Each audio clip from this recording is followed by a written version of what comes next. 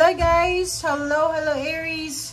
Happy birthday sa mga Aries na magba-birthday sa araw na ito. Ngayon ay March 28 of 2025. Okay, so Aries, March 29 of 2025, may solar eclipse tayo.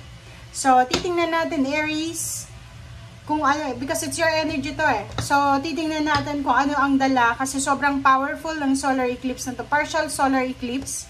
So, sobrang ano to eh. Sobrang mabilis, stronger. Okay? Ito yung solar eclipse na maraming dala-dala siya. Pwedeng pagsisimula or pwedeng pagtatapos. So, titingnan natin kung ano Aries ang dala-dala sa'yo ng partial solar eclipse. Okay. Para to sa lahat ng Aries. Aries, compassion. Wow, compassion. First card na compassion.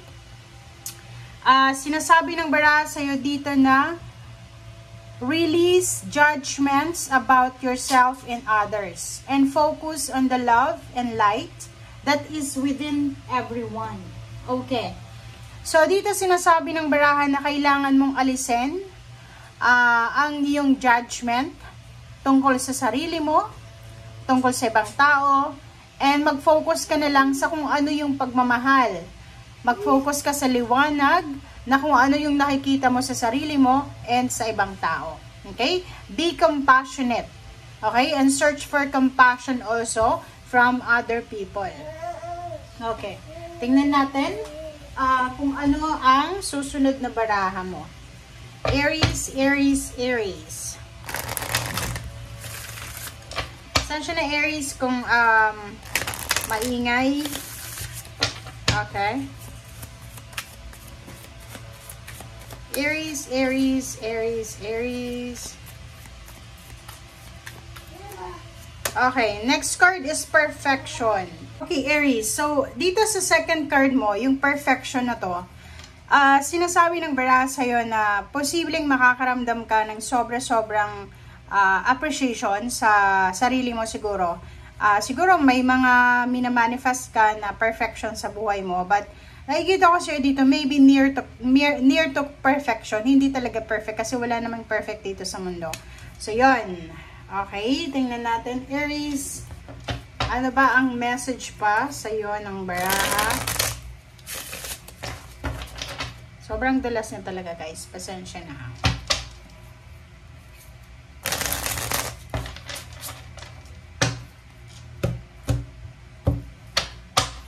Okay. Aries. First card natin. First card is balance. Two of Pentacles. Dito sinasabi ng baraha na posibleng makakatanggap ka ng balance or magkakaroon ng balance ang buhay mo. So, if you're trying to find balance, makukuha mo yung balance na to. Yun yung pwedeng dala sa'yo ng partial solar eclipse. Yung parang meron kang mga ups and downs. And dito nakikita ko na simula ngayong March 29, 2025, nakikita ko yung balance. Mamabalanse mo yung lahat. Nakikita natin ditong magiging flexible yung lahat. So, between two options siya, pwedeng meron kang mga, kumbaga, binabalansing pera, ganyan-ganito, emotion, or pwedeng marami kang pinagdaanan na imbalances sa past mo. But starting this March 29 of 2025, ibibigay sa iyo ng universe yung balance na talagang deserve mo. Okay? Next card natin is transition. Transition card is Six of Swords. Dito sinasabi ng baraha na, yun na nga, second card dito is nagsasabi sa iyo na simula ngayong March 29, balance na, kalmado na yung buhay mo. Okay? If you're sick, may healing na paparating, emotional, financial or spiritual or physical. So, nakikita natin yung progress. You're moving on, moving forward. Wala nang masyadong gulo. Or pwedeng kung naka-experience ka ng mga gulo sa buhay for several weeks or months, Ngayon, kalmado na after the storm, di ba? So, parang makaka-recover ka na sa mga hardships and medyo stable na siya. So, makakaalis ka na sa sitwasyon na alam mong hindi na para sa'yo. Okay, thank you, guide. Next card natin is reverse na. Ito naman is success siya, security. Reverse na King of Pentacles. Ang reverse na King of Pentacles ay nagsasabi sa'yo dito na posibleng kung lalaki ka, marami kang napagdaanan na posibleng problema sa pera, like security, like sa trabaho, negosyo, or sa pamilya. But yun nga, isa yun sa mga possible na ma-overcome mo, isa yun sa mga possible na magkakaroon ng clarity sa buhay mo. Ngayon, is yung mga like, for example, na-scam ka, financial scam, emotional scam, may naging unsuccessful yung mga ventures nyo, nalugi kayo, parang ganun. So, nakikita, pwedeng nalugi, nadaya, or kung ano pa man. Dito makukuha mo yung balance. And you're moving out from uncertainty, or pwedeng scarcity din. Okay? Next card is the Devil. The Devil, number 15. Sinasabi ng baraha sa'yo dito. This is Capricorn energy. So, mag-iingat tayo. Okay? So, dito sinasabi ng baraha na you're moving out. You're moving on. You're healing from addiction, depression, mental health issues, from obsession, cheating, dependency, bandage, materialism, sexuality, powerlessness, hopelessness, abuse, violence, and assault. So, nakikita ko sa'yo dito na you are free. You have the freedom and balance na. Okay? You have the balance starting today. And kalmado na talaga siya. So, makakaalis ka na sa kung ano man na pain and heartaches, temptation, makakaalis ka na sa kung may depression ka, feeling mo helpless ka and hopeless. Dito sinasabi na ibabalik sa'yo ng universe kung ano yung nawala sa'yo.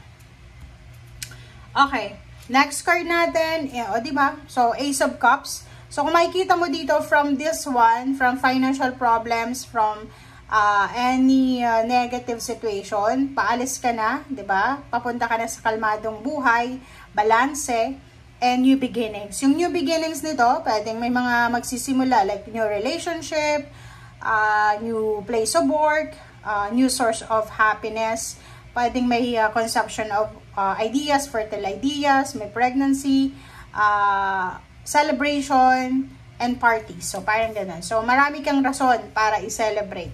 Okay? Aries.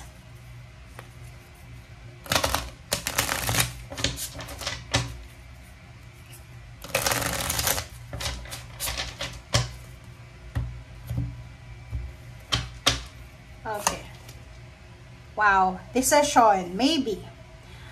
Dito sinasabi na, like for example, yung iba sa inyo Aries, kung halimbawa nakakaalis nyo pa lang sa stagnation, diba? Yung kaka-recover nyo pa lang from sickness, from anything na stagnant, ang gawin nyo ngayon is magpahinga muna kayo. Okay? Kailangan mo ng proper na pagpapahinga, proper rest. And dito sinasabi ng baraha na kung hindi ka sigurado sa mga decision making nyo, magpahinga, mag-pause muna tayo. Okay, next card is Passion. It's a yes card, Knight of Wands. So, dito sinasabi ng baraha na, okay, kahit sabihin natin na it's a yes card, sure na, but nandito yung maybe na decision, sinasabi sa'yo dito na dahan-dahan lang, okay? Sobra kang excited, sobra kang energetic, but dito sinasabi na magdahan-dahan ka muna, okay? Dahan-dahan lang. Defeat. So, dito sinasabi ng baraha sa'yo ng Five of Swords na siguro sinasabi sa'yo dito na may mga bagay dito sa mundo na hindi natin dapat na ipaglaban. May mga, like for example, if there's a change or alchemy sa buhay natin, much better na tanggapin na lang natin ang mga pagbabago na yan. Okay? Surrender natin sa panahon, sa pagkakataon, kung anumang nangyayaring pagbabago.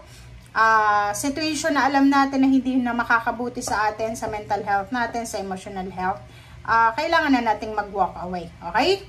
So, yun. And if you're, for example, makaka-experience ka ng bullying or intimidation, or aggression, sinasabi ng baraha, let go, surrender, sa universe kung ano man ito, okay? Wag mong lalabanan. It's number 13, Death card. Ang Death card is transformation. So, nakikita natin na talagang sinasabi ng baraha sa'yo dito, Aries, na tapos na talaga. It's a new beginnings, letting go, endings, change. Same with this one, transition, sudden or unexpected change, endings, and release. So, yun, di ba? So, kailangan ng matapos and talagang sigurado ng tapos. Last card mo dito is 9 of Wands. So, dito sinasabi, if you're having an ongoing battle, medyo pagod ka, drain yung energy mo, be courageous, but sinasabi ng baraha na take your time, take a rest, and enjoy muna ng peace of mind sa ngayon. Okay? Thank you guys for watching and see you again. Bye!